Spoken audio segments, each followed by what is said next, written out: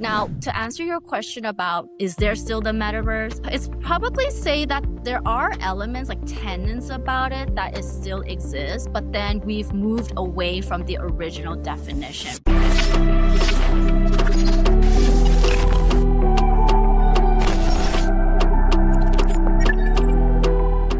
There are elements like tenets about it that it still exists, but then we've moved away from the original definition. Why?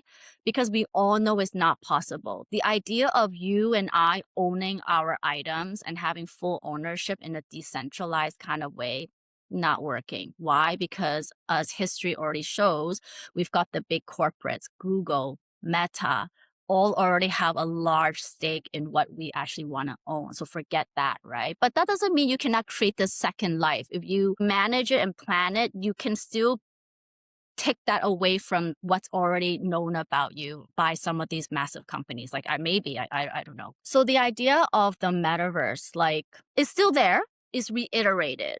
Before, when I was really deep into it, we're like, oh, no, Roblox, Minecraft, they are League of Legends, whoever, like they're not part of the metaverse because they didn't have the tenets of what makes it the metaverse. So again, taking an item you buy or you create it and you can move it along into different worlds and back and forth. And, my status in Roblox can take me and upgrade my status in, say, Minecraft or whichever world I happen to be in. That's the ideal, right? It didn't work because it's not interoperable. And it's not interoperable because all of the formats, the resolutions, people's different speed network, it's not possible, right? However, maybe with this whole evolution of AI, you have many AI agent bots working behind all of these different platforms to make all of these formats so it's compatible across different platforms. Like, who knows? Like, it could very well be a possibility. It's like humans are not going to do it. That's for sure. Right. And another thing about why Metaverse didn't work was also because of the ownership.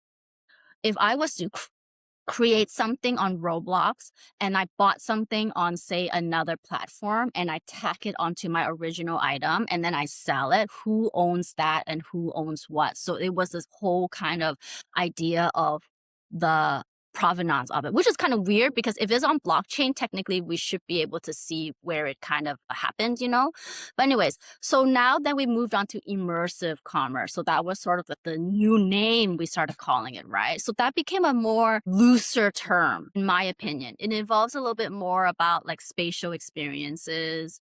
It involves a little bit about the physical experience into digital and vice versa.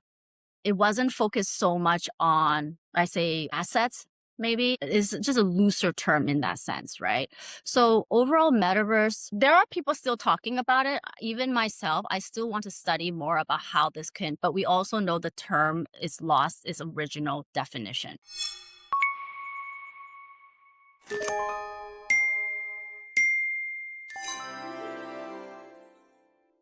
Are you subscribed yet? For more videos like this, you can follow the Crypto News Podcast on YouTube, as well as Spotify and Apple Podcast. Like, share, and subscribe.